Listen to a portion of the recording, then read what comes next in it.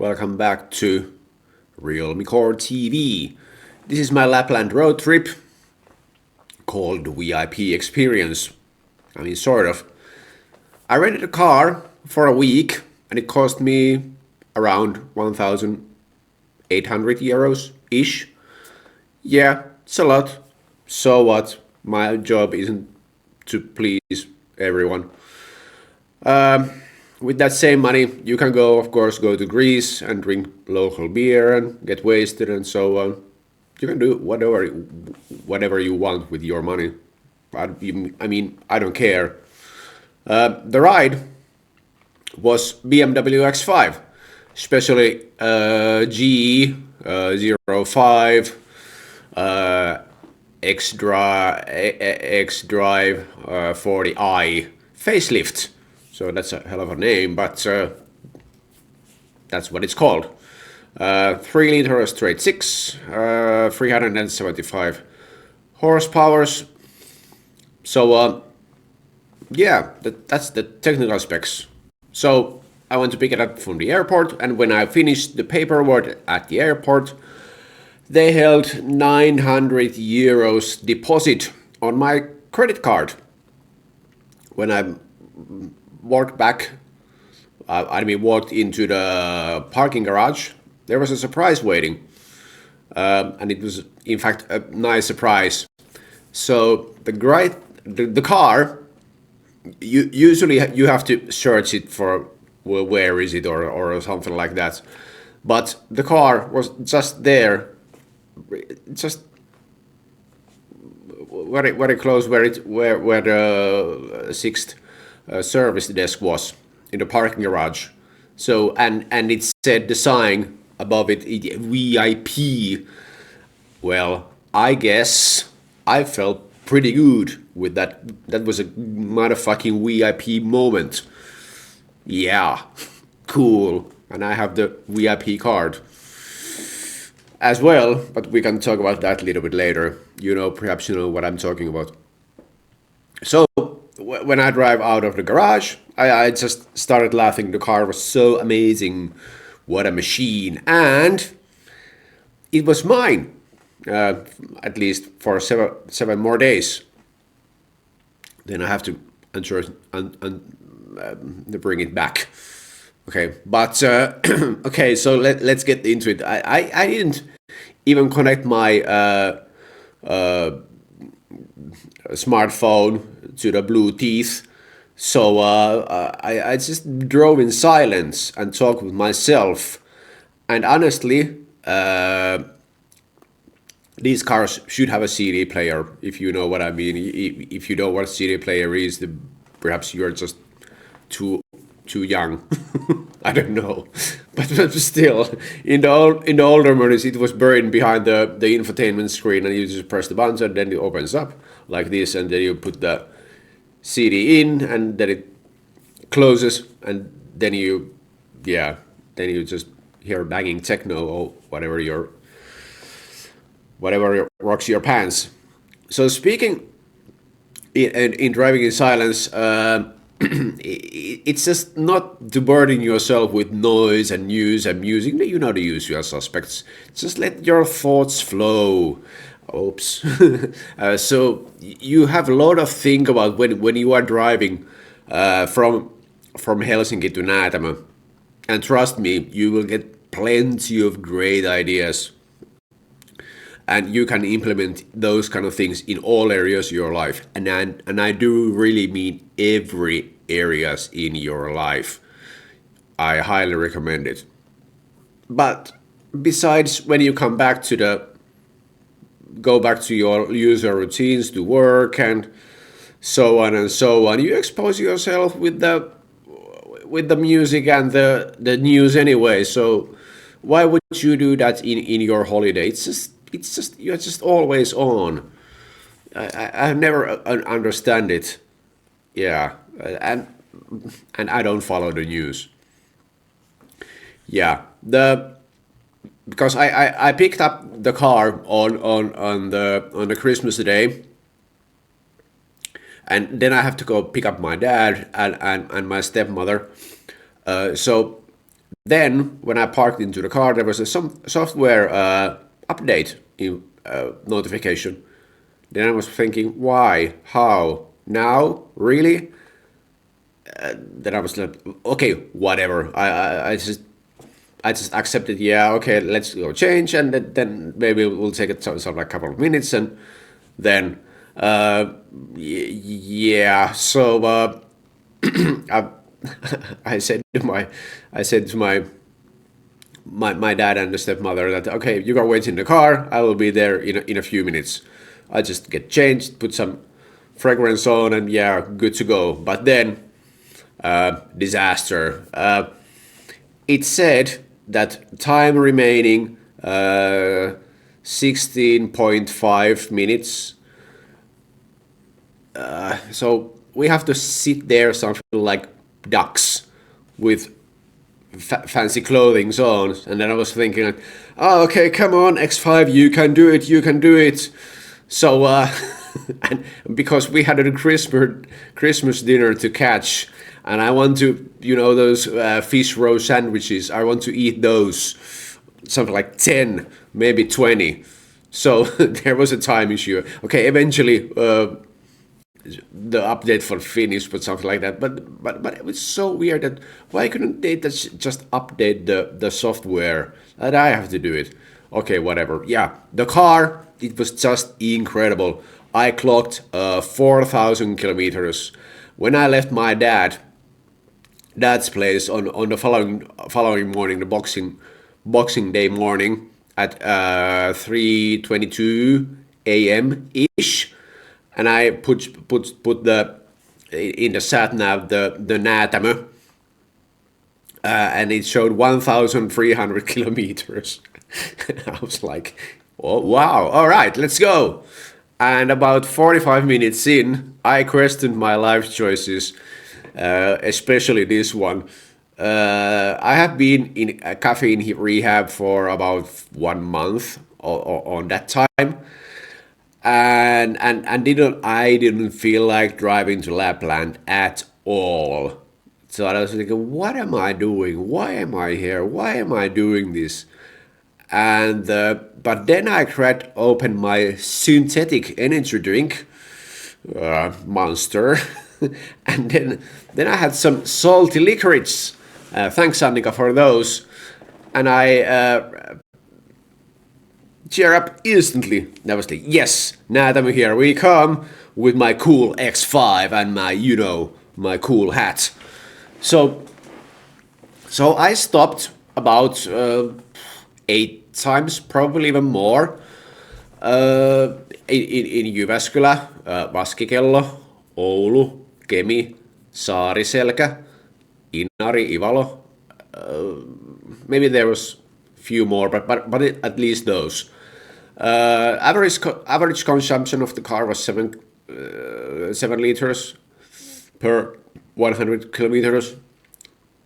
I think it's reasonable with because that's not a light car and it has a lot of horses and a big engine. I mean, somewhat big engine.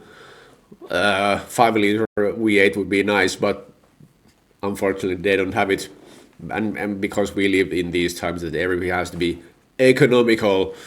Yeah. So I never, in fact, charged the hybrid system because, frankly, if you think about it, it just doesn't suit the character of the car. It's a BMW. It's a luxury car. It's something like a performance SUV, and something like arrogant and something like that. It's just no. Why?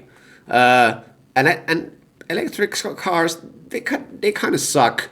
Something like 99.9%. But the exception is the what is it called, the Spectre by Rolls-Royce. So I would take that, but that's a different story. Okay, the worst part of the trip when I was going to Näätämö was the Sevettijärvi Road, Route 92. I had already driven 1,000 kilometers when I hit that stretch, and it was dark. No surprises there. and and very twisty, and in the beginning of the road it was in a rough shape. I didn't expect that at all. So yeah, the worst part is that I almost hit a reindeer again, to be honest, and I had to drop my speed from I think it was the average was 70 or 90 kilometers, and I dropped it to 55. So there were many reindeers in the road. I almost had one crash with another reindeer. Or before that, it was in close to Saariselkä. It was behind the corner, so that was a really tricky thing. Fortunately, I have a good reaction times, and the car was so amazing. So yeah, that. And I have a theory about those the reindeers, because there are no speed cameras in Lapland. And I came to this conclusion that reindeers are basically organic speed cameras in Lapland. So when I arrived at Näätämö, finally, it was around 10:50 p.m. So I was exhausted, but who cares? Anyone would be after that kind of race or a trip. I have had been, if I would be driving with Volvo or a Skoda or something like a bullshit car or Kia, I just couldn't make it. In that BMW, I could have gone even further. And I was alone. On the first night, when I hit to bed, I slept very well, and my aura said thank you. In the first, I explored a local area because I checked the sat nav and Google Maps. That is there some like cool small roads that I could search in, and I found some really cool places. But I managed to also get lost, and then I found myself in a reindeer farm for the first time of my life, and I'm a Finnish guy. I got feed and pet them. They were so cute.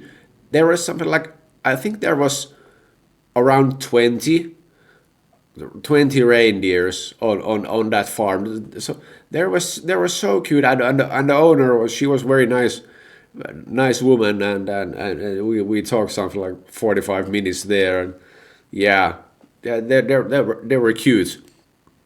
A couple of days later, after I fully recovered, I did my first full length trip in Lapland. First, I had my breakfast in Arctic Raja Inn, and then I have another breakfast at the top tier hotel in Kirkenes. Unfortunately, I don't remember what it is. I can link the hotel name in the description if you're interested. Then I had a late lunch at Nuorgam and dinner in Hotel Inari and so on.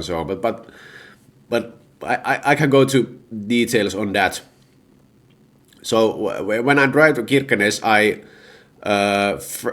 drove first through a snowstorm, and at the breakfast buffet when I had the breakfast, obviously, in Kirkenes, there was a nice, cute Chinese girl who flirted with me because she was a green tea drinker too, and unfortunately she had some kind of a boyfriend or fuck buddy with him, so unfortunately she didn't want to come to Nuorgam, but I mean she liked my hat. Yeah. Anyway, so when I was leaving Kirkenes, the weather was turning into a blizzard again. So it was bad to worse. So the visibility was perhaps 5 meters. Now that I think about it, when I said that in the short, I think it was something like 3 meters. And if I put the low beams sorry, high beams on, the visibility was non-existent. Luckily, because I had the Red Bulls and some candies and one bun, or what is it called? That those things saved me, and when I finally hit to Nuorgam, that reindeer stew tastes like heaven, and it cost 30 euros. But you know, who cares? If you are in Nuorgam, in a very further away from all the civilization from Helsinki and a lot of reindeers and so on. So it's the only option. And 30 euros, yeah, it's expensive. Who cares? You most likely you will never go there again. This was my second time in Nuorgam, and last time 4 years ago I did the same, and I take the same dish. Right. So driving back to Utsjoki, to be honest, I forgot how narrow that road was. And I saw a raven, which is, if you didn't know, a symbol of wisdom and survival. There wasn't much wisdom with that Näätämö, Norway, Utsjoki bloop thing. But the car was the symbol of survival. You cannot do this with something like Ford car or Ford Fiesta or Ford Focus or whatever your Renault you are driving. Yeah, and then when I hit when I was at the Utsjoki, I wipe out some snow away from the car back, and then hit the road. But then there was another problem again. First, because the snow blizzard has hit to Finland as well. The roads where there were a lot of snow, so I couldn't drive the 80 kilometers per hour, and so I have to drop the speed again. I think I drive around 60 kilometers per hour, and I almost hit again to a reindeer, because there are a lot of reindeers in Lapland, so you have to drive very carefully. I thought those reindeers were in the shelter, but no, in the dark, in the snow blizzard where I was, they just keep following me everywhere. Yeah, so that was that, and when I was approaching Näätämö, then I realized that how much the time was. I checked the time. Then I realized that okay, the grocery store and the only restaurant in town will be closed in 45 minutes, so I cannot make it, and I don't want to go to bed with empty stomach. So it means that I have to drive to Ivalo. I never forgot which one is which. I think it was I went to Ivalo, and I went to this hotel Ivalo. So was it Inari? Okay, whatever. Call it Ivalo.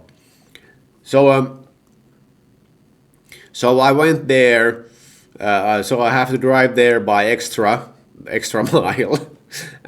and I went to this nice restaurant, and there was this nice lady, and she recommended me the reindeer again, but I was thinking maybe I will have a entrecote, so I took that, and yeah, I was finally had my dinner with some French fries. Okay, I don't care about the French fries, but they were part of the deal, so yeah, I will eat them because I was quite hungry. Yeah, and then I hit back to Näätämö, so that cost me an extra 50 kilometers. But you know, I don't know. I had a nice car, so and my theme of the trip was to drive car a lot. Yeah, so I managed to get to the Näätämö, and then I went to bed. Okay, the next day,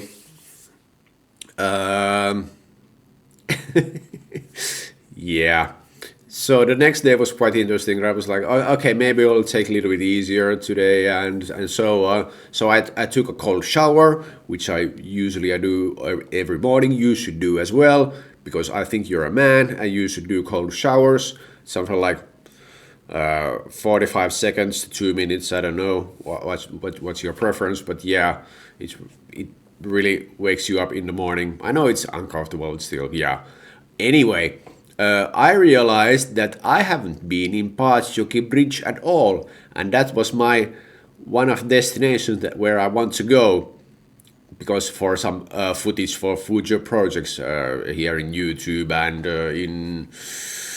in what's the other one? Instagram. Yeah, sorry. So I grabbed my energy drink again and bought some snacks. And when I left again, Näätämö, an hour of driving, I asked myself that what am I doing? I yesterday drive over 520 kilometers. Where are you going now? Why? Then I answered immediately. I'm taking everything that I can out of this car and Lapland. And I was like, yeah, let's go Paatsjoki. Here I come. Okay, so finally, that road was really cool. That's going to Paatsjoki Bridge from Inari or Ivalo. I don't remember. Yeah, so I went there and I reached the village called Nelim, which has some nice cabins all over the place. Maybe next time if I go there with a girl, that would be a nice place. So obviously we have to get along. Usually we don't. I don't get along with women, but okay, who cares? So when I reached the bridge, there was another disaster. So the temperatures has dropped to -25. The filming, yeah, it was a nightmare. I could only do 2 minutes maximum of those speeches, or that the filming and taking pictures, and then I go back to the car for 10 minutes because my fingers there were something like freezing. And thank God for that heated steering wheel. It was I don't know, is it optional extra or something like that, but it was there, and I was so glad that I can make it. Yeah. So the total trip was 231 kilometers each way, and I don't think that any girl would put up with me and my driving addiction in 2 days in a row. Could it be something that's something like I'm tired. This is boring. Why are you doing this? Why do we always have to drive? Blah blah blah. This is why you have to do these kind of trips alone. So if I would go to Lapland with a girl, maybe she can come if we get along. So but there has to be a spa involved and a 4-star, perhaps 5-star hotel, and lovely dinners and so on, and cuddling, so her Royal Highness stays happy. They don't want to stay in Arctic Raya Inn and with the basic accommodation, but for me that's fine. But the cars, it has to be nice, and I prioritize safety for the sake of luxury, of course. But so if you're a woman and you are watching this, comment below and let me know what do you think. Would you join me? So in all, the Näätämö, it was a nice and fun place. There was just one gas station, 2 grocery stores, and a bar, which I didn't visit. So there are 45-ish, call it 50, residents in the village, and a wider area, 245 ish residents. So I'm a little bit annoyed about one thing, that I didn't buy the reindeer hide from the store there because I've been hunting those kind of things for years. And last time when I went to Lapland 2 years ago, I was about to buy that from Levi, but I didn't. So maybe I have to go back to Lapland again. So remind me, guys, that I have to buy that. They are not that expensive. I think it's 120 euros ish. And yeah. So I will be posting a full review of the car with some proper analysis soon. So make sure you follow my channel. And of course, thank you very much for watching this far. I really appreciate it. So I hope this inspired you to go Lapland with a nice car, and preferably alone, because then you have some good ideas and thoughts, and you isolate yourself from the outside of world and so on, and it's just you and the car and the Lapland and the blizzard and reindeers. So I really I highly recommend it, because okay, those trips it wasn't cheap at all, not at all. So those experiences cost money, but the basic key thing here, the main takeaway is that you cannot put a price on that kind of experience. So thank you very much for watching. I will see you in the next video. Adios, amigo.